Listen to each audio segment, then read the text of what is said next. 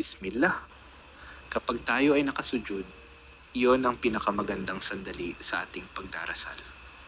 Dahil sa oras na iyon, ang pinakamataas na bahagi ng ating katawan, ang noo, ay nakadikit sa lupa.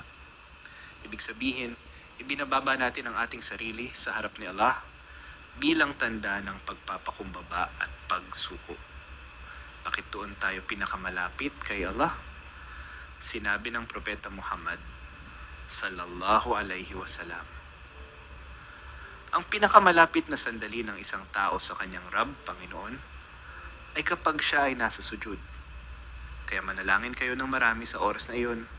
Sahih Muslim 482. Bakit nga ba? Dahil kapag nakasujud ka, wala kang ibang iniisip kundi si Allah. Hindi mo iniintindi ang paligid. Hindi mo hawak ang telepono mo. Ang laman lang ng isip mo ay ang paghingi ng tawad at awa niya. Sujud, simbolo ng kababaang loob. Kapag tayo ay nakaluhod at nakapatirapa, parang sinasabi natin kay Allah, Ya Allah, ako ay mahina, ako ay makasalanan.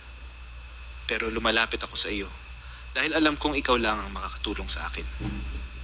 Ito ang pinakamagandang sandali para magdasal ng tao sa puso.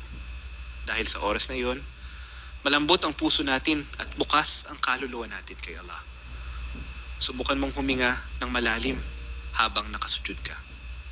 Tahimik, payapa, parang ang bigat ng problema mo ay gumagaan. Bakit? Dahil habang nakasujud ka, nararamdaman mong hindi mo kailangang kontrolin ang lahat.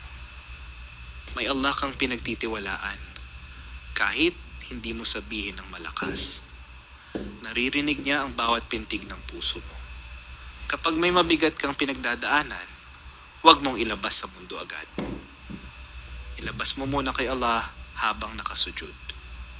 Dahil ang mga lihim mong dasal habang nakasujud ay nagpapataas ng iyong pananampalataya kay Allah. Ang mga luha mo sa sujud ay hindi nasasayang. Bawat patak ay may kapalit na awa at kapayapaan. Dua habang nakasujud. Allahumma gfirli, warhamni, wahdini, waafini, warzuqni. O Allah, patawarin mo ako, kaawaan mo ako, patnubayan mo ako, pagalingin mo ako, at pagkalooban mo ako ng biyaya. Sahih Muslim 2,677. Kapag wala ka ng malapitan, may isang lugar na hindi kailanman magsasara para sa iyo. Ang sahig ng sujud, kung saan si Allah ay laging naghihintay.